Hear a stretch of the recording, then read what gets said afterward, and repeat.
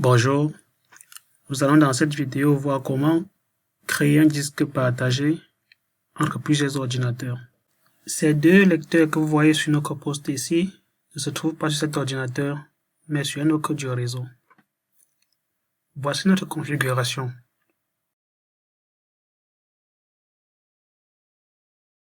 Nous avons ici plusieurs postes, dont deux sont démarrés. Ici, nous avons notre serveur, dont le nom est Windows Server.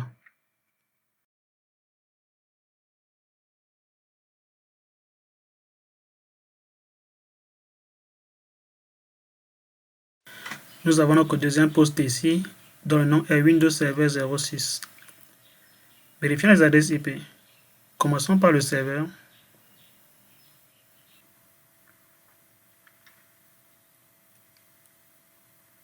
Le voilà. Là voilà. Le poste 5. Vérifions l'adresse IP de notre poste client.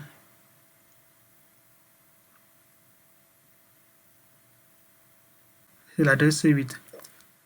Vérifions la connectivité entre le poste 8 et le poste 5 qui est notre serveur.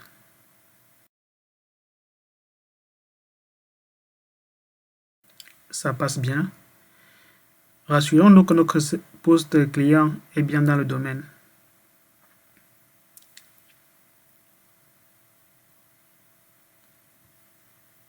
C'est parfait. Nous allons créer deux disques virtuels pour notre exercice. Pour le faire, sur le poste à partager qui est le poste 8, cliquons sur Service des fichiers dans le gestionnaire de serveur et à iSCSI Disk. Puis cliquons sur le lien bleu qui se trouve au milieu. Nous avons ici notre disque avec 27 Go d'espace libre. Allons sur Suivant et donnons un nom à notre disque virtuel. Ce sera iSCSI Disk 01. Allons à Suivant et attribuons le 10 Go sur nos 27 Go disponibles. Avec une taille fixe. Nous avons ici des cibles. Nous allons en créer une nouvelle. Cliquons sur Nouvelle cible. Donnons un nom à notre cible. iSCSI Target.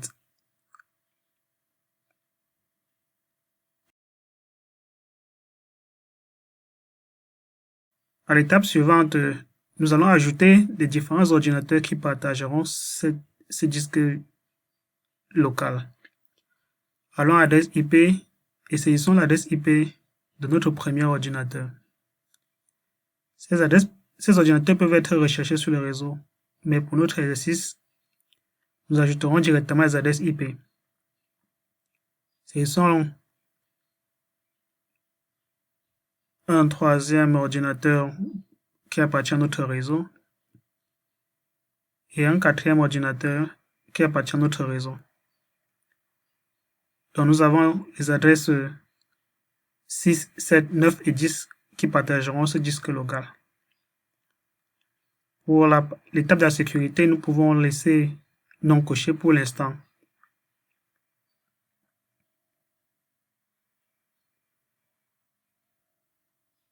Voilà, notre disque est configuré.